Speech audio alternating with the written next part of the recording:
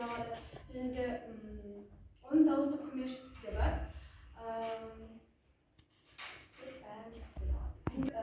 Өте танымал болып жатқан программалардың бірі. Ол әртүрлі тақырыптар бойынша мәтіндер жасай алады. Біздің сұрақтарымызға жауап бере алады. Сценарийларды жасап бере алады өзімізге керекті. HI бұл бізде тест құра алады, живот тежімімізді жасап бере алады. Оқушылардың үлгерімін жасап, және де оны дұрыс еместігін өңдеп бере алады.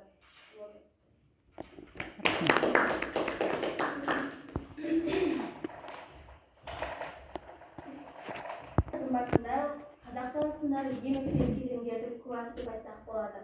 Бұл бізде алаш зиялылары елдің азаттығы, теңдігі, мәдениеті үшін күресті. Олар тіпті бізге берілген, яғни бізден кейінгі ұрпақтарымыз тәуелсіз елде орыстардың құлдығынан шығып, Алашорданың жетекшісі Ахмет Байтұрсынұлы.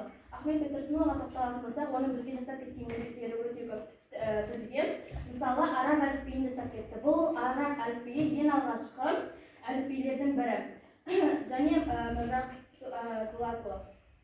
Міржақ Дулатұлы осы бізге оян қазақ және тағы сондай бізге берілген өлеңдермен қазақта жастардың рухтарын көтеріп, бізден кейінгілер осылай рухты және бізден кейінгі ұрпақтарымыз қалай өмір сүріп жатыр, біз оларға көптеген өзіміздің білетінімізді оларға да үйретуіміз керек деп жаңа емлемен әліпби ашты, және де бізге арнап мектептер ашты.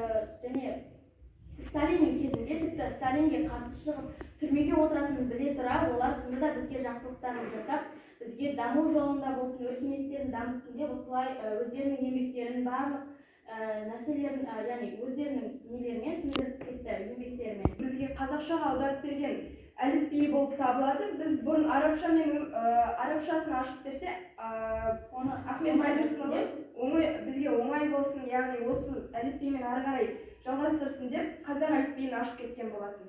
Төте жазу дейді ғой. Алдымен бірінші жақ, екінші жаққа сұрақ қояды, ал екінші жақ жауап береді. Содан кейін екінші жақ сұрақ қойып, бірінші жақтың жауабын тыңдаймыз. Бұлжымай ұстансақ, әлемдік дамудан артта қалмаймыз. Сіздер қалай ойлайсыздар? Артта қалмаймыз. Себебі бізге салып кеткен сара жолдары бізді тек алға жетелейді. Себебі олар бізді артта тартылсын, неме болмасам жаман болсын деп айтпайды. Міндетті түрде әрбір мысалы қазақ аталарымыздың нақыл сөздері бар. Оның барлығын ескеретін болсақ, олар бізді тек алға жетелейді. Қазақстанның дамыған елдер арасында, яғни бірінші орында немесе сондай жаңа құндылықтармен қосылу үшін білім мен ғылымның рөлі қандай болуы тиіс?